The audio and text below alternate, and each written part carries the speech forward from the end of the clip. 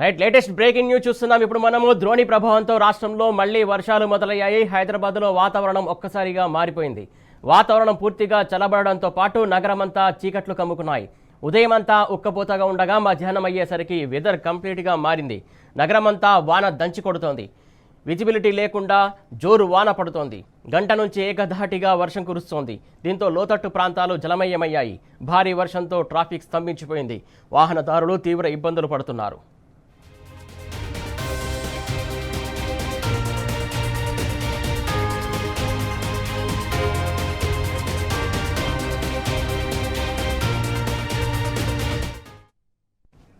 అటు రంగారెడ్డి, మేడ్చల్, మల్కాజ్గిరి, వికారాబాద్, నల్గొండ, సంగారెడ్డి, నాగర్ కర్నూలు జిల్లాలో వర్షం కురుస్తోంది. ప్రస్తుతం రుతుపవన ద్రోణి అమృత్సర్, డెహ్రాడూను, షాజహాన్పూర్, వాల్మీకి నగర్తో పాటు తూర్పు ఈశాన్య దిశలో అరుణాచల్ ప్రదేశ్ వరకు కొనసాగుతోంది. ఇటు ఉపరితల ఆవర్తనం నైరుతి బంగాళాఖాతంలో ఉత్తర తమిళనాడు తీరం వద్ద కేంద్రీకృతమయ్యింది.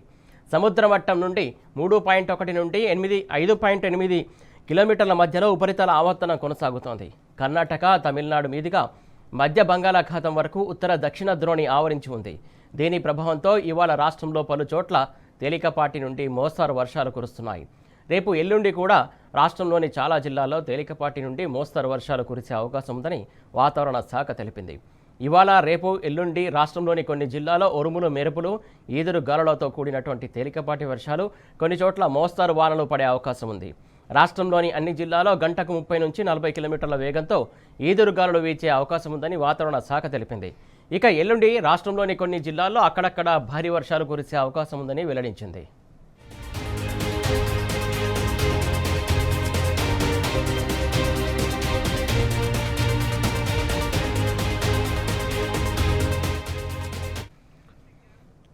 రైట్, హైదరాబాద్ మొత్తం వర్షం దంచి కొడుతుంది. దీనికి సంబంధించి తాజా అప్డేట్స్ అందించడానికి మా కరెస్పాండెంట్ లైవ్ ద్వారా సిద్ధంగా ఉన్నారు. అరవింద్, చెప్పండి, వర్షం ఇంకా కంటిన్యూ కురుస్తుందా? ఏంటి పరిస్థితి? అసలు ఎక్కడెక్కడ ట్రాఫిక్ స్తంభించింది? ఉన్నట్టుండిగా ఒకటేసారి హైదరాబాద్లో ఇప్పటికే వర్షం దంచుకొట్టిందని కూడా చెప్పుకోవచ్చు. భారీ నుండి అతి భారీ వర్షం అని కూడా ఇప్పటికే చెప్పుకోవచ్చు. ప్రధానంగా హైదరాబాద్ కూడేళ్ళు అంటే సెంట్రల్ జోన్ ఉన్న హైదరాబాద్లో కూడా ఇప్పటికే భారీ నుండి అతి భారీ వర్షం పడ్డాయని కూడా చెప్పుకోవచ్చు.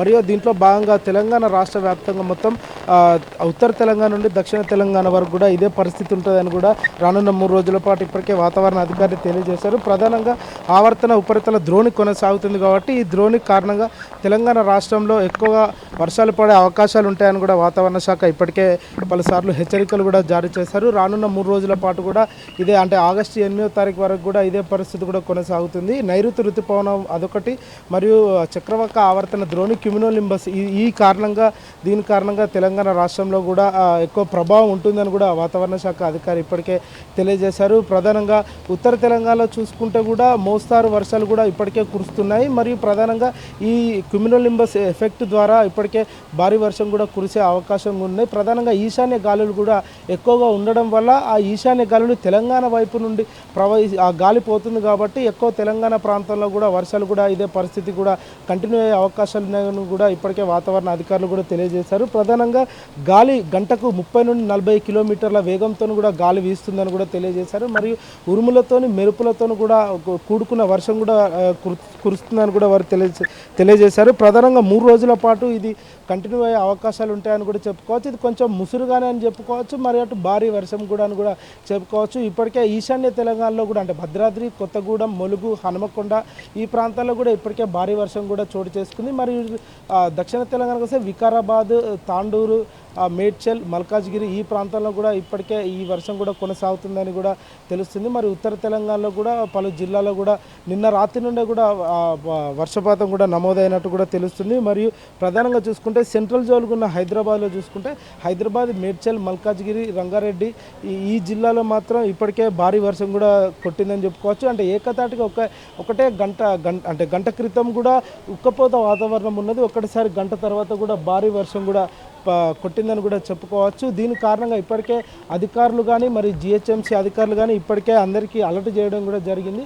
లోతట్టు ప్రాంతాల్లో కూడా నీరు చేరుతుంది, ట్రాఫిక్ సమస్యలు ఎక్కువగా ఉండే అవకాశాలు ఉంటాయని కూడా తెలియజేశారు. వాళ్ళు కూడా అప్రమత్తంగా ఉండి ఎక్కడికక్కడ సహాయక చర్యలు కూడా చేపట్టారని వాళ్ళు ప్రధానంగా తెలియజేశారు.